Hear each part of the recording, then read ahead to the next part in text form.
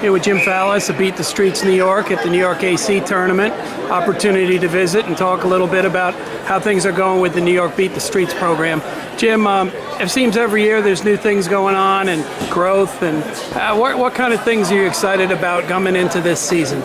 Well, we're really excited because we made a move in our middle school program.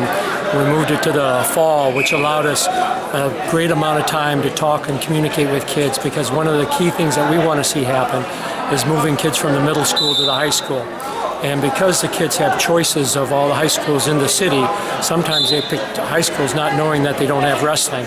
So it's been a real strategic move for us to move our middle school program into the fall.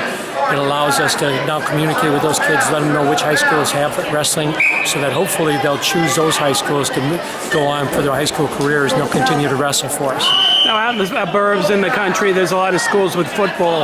Is that a problem with kids that wrestle have to choose between wrestling and football in the fall?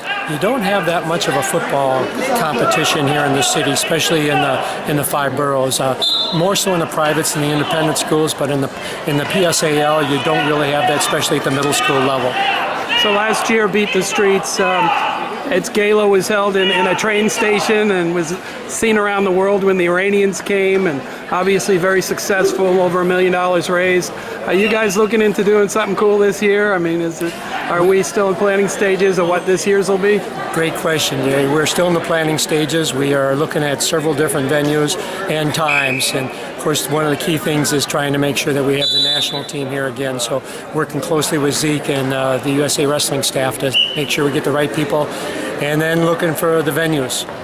Now, your women's program for the younger girls has really grown. You guys have a season that's recognized by the high schools here in the city for girls wrestling. And could you talk a little bit about that program? And you got a coach, some leadership there that's helping mold that program. I'd like to hear how that's going. Well, two things that we did is Mike Torriero, who was our boys coach, he left the organization, and so we had to fill that position.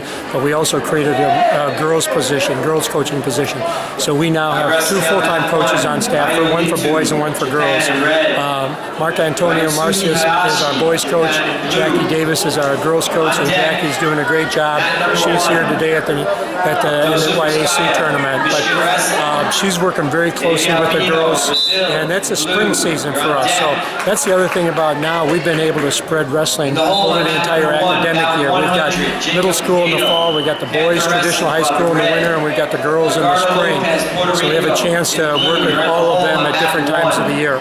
Last year was the inaugural season of the PSAL's girls season. We had 16 teams. We had over 20 kids on the team average.